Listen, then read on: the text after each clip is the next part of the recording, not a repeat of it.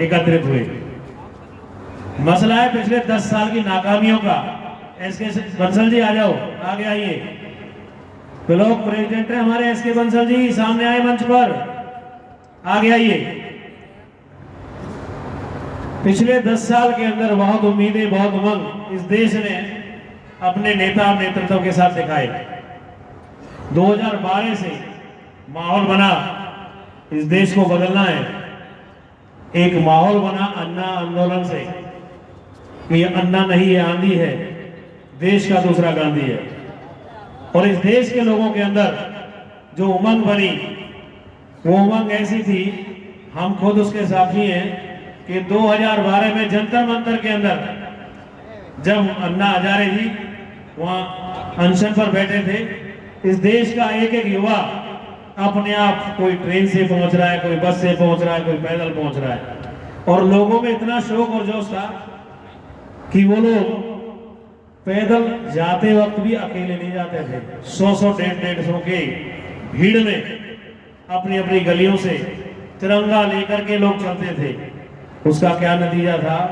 इस देश के अंदर एक माहौल बना कि इस बार व्यवस्थाओं को परिवर्तन करना है, और उस व्यवस्था परिवर्तन का जो माहौल बना, उसका लाभ उठाने के लिए एक बहुत बड़े व्यापारियों का सहयोगी सामने आया और उसने इस देश के लोगों का विश्वास दिलाया कि जो व्यवस्था परिवर्तन करने की इच्छा आप रखते हैं, उस इच्छा को मैं पूरा करूंगा। एक बार आप मुझे मौका दो, इस देश से महंगाई को 50 दिन में खत्म करके दिखाऊंगा। 50 दिन का वादा था।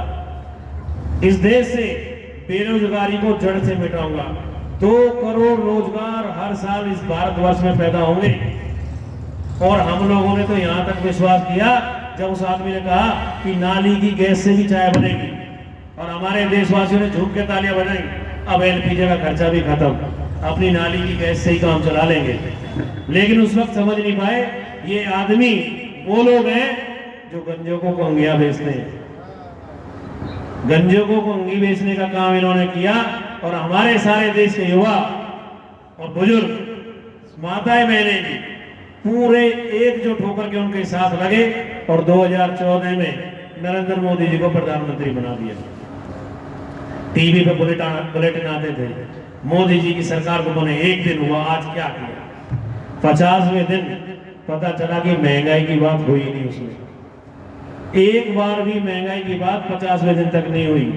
और जो व्यक्ति प्रधानमंत्री बनने से पहले सब जगह न्यूज चैनलों पे जा करके बड़े अच्छे अच्छे गाने गाता था, वो 10 साल में आज तक एक प्रेस कॉन्फ्रेंस आयोजित नहीं कर पाया। कारण क्या था कि जो कुछ कहा उसने 2014 से पहले, वो सारा कुछ झूठा था।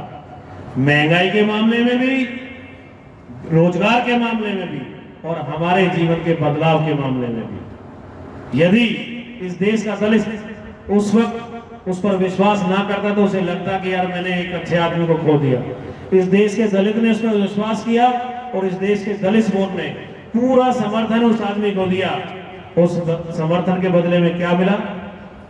2023 में मध्य प्रदेश के अंदर एक भाजपा का नेता वीडियो की निगरानी में, मोबाइल की नजर में, एक गरीब दलित के सर पे पेशाब कर रहा था।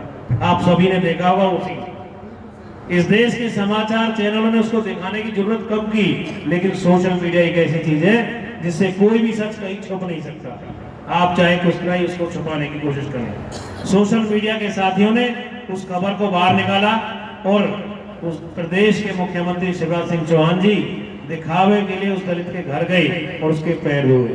और जबकि बाद में पता चला जिस दलित के पैर धोए थे वो दलित कोई और था, जिसके साथ अत्याचार हुआ वो कोई और था। केवल टीवी पर दिखाने के लिए किसी और के पैर जा धोए। असली जो जिसके साथ हुआ उसका आज तक अता पता नहीं है। इसके बाद पीछे माइनॉरिटी के लोगों ने भी उनको, बहनों को बड़ा विश्वास दिलाया कि हम आपके सम्मान को बचाएंगे। उनके साथ भी विश्वास जताया, उन्होंने भी बहुत वोट दिए। लेकिन 2024 के चुनाव आते आते उन माइनॉरिटी वालों का वहम भी निकाल दिया। ये अभी चुनाव के अंदर जो हमारे माननीय प्रधानमंत्री जी हैं, उनकी बौखलाहट दिखाई दी कि कहा कि आपके घरों में मंगलसूत्र तक को लूट लिया जाएगा कांग्रेस की सरकार आई तो। ये बड़े हैरानगी की बात है, एक प्रधानमंत्री 10 साल में इस देश के अंदर इतना विश्वास पैदा नहीं कर पाया कि लोग उसके लिए मतदान करें।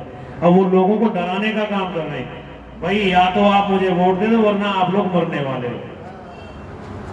वैसे हमारे नेताजी ने वो वैक्सीन लगवा करके मरने का काम तो कर भी दिया है।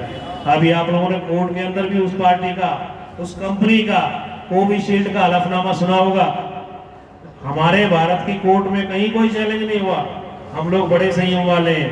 हमने आस पड़ोस में अपने मिलने वालों को, अपने रिश्तेदारियों में लोगों को हार्ट फेल होकर के मरते देखा है पिछले 6 महीने के अंदर।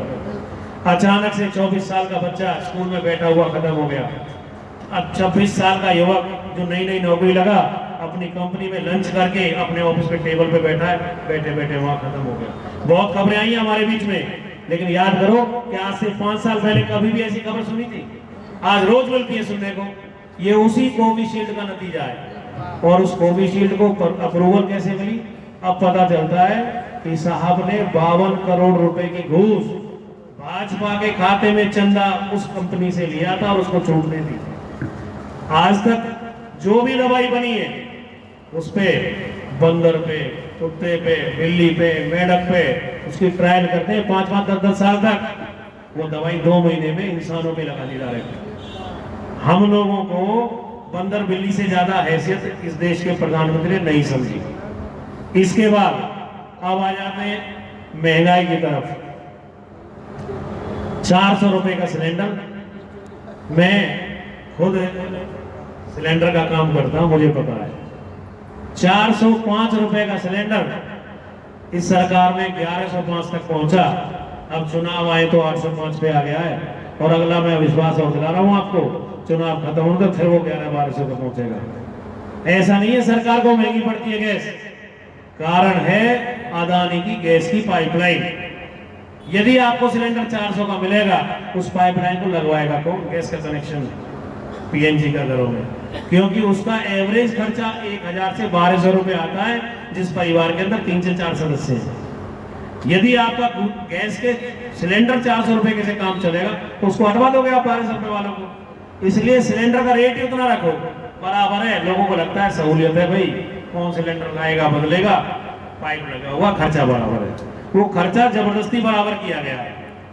पेट्रोल के दाम के बारे में हमारे देश के लोगों ने बड़ी उम्मीद लगाई। प्रधानमंत्री मोदी जी बने, पेट्रोल 35 रुपए लीटर आएगा। हमारे सब जो उस समय युवा बच्चे थे वो भी ये सोचते थे अब बुलेट लेंगे। अब तो इसकी जो एवरेज का बहुत बड़ा मसला रहने वाला नहीं है ना, उनके सपने सपने ही रह गए। पेट्रोल 100 रुपए लीटर पार हो गया। और सबसे बड़ी बात, जो 50,000 की मोटरसाइकिल स्प्लेंडर आती थी उस टाइम पे, वो 1 लाख पार होगी। तो जब महंगाई हर तरफ से बढ़ती चलेगी, इसके बाद रोजगार की बात हम करें, 2 करोड़ रोजगार हर साल मिलेंगे। इस देश के लोगों को रोजगार का नया रास्ता बताया कि पकोड़े बनाओ, ये भी रोजगार है। भाई साहब, बीटेक पकोड़े बनाने के लिए तो नहीं करी थी, पहले ही बता देते कि सरकार के बस की रोजगार देना नहीं है, अपने बच्चों को इतना ज्यादा मत पढ़ाओ, ये आराम से कचौड़ी पकौड़ी बना करके अपना गुजारा कर लेंगे। कोई बच्चा कोई मोटर बांधनी सीख लेगा, उसके कम से कम शिक्षा के ऊपर जो समय और पैसा बर्बाद हुआ है इस प्रधानमंत्री की सोच से, वो पैसा तो बच जाता। आज हमने बच्चों को बीटेक करा ली, आज बच्चे को नौकरी नहीं मिलती।